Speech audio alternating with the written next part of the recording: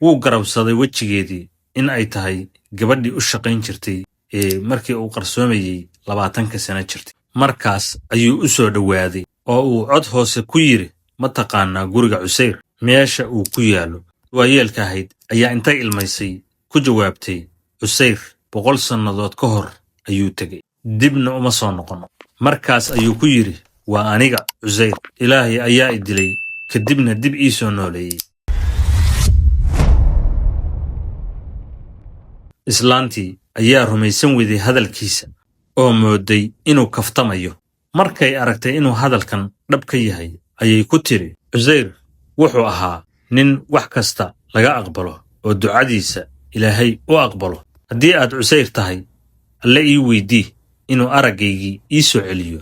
Cuseyr alle ayuu baryay, kadibna waxaa u soo noqday araggeedii iyo xooggeediiba. markiiba araggii u soo laabtayba oo ay aragtay qofka hor fadhiya inuu Cuseyr yahay,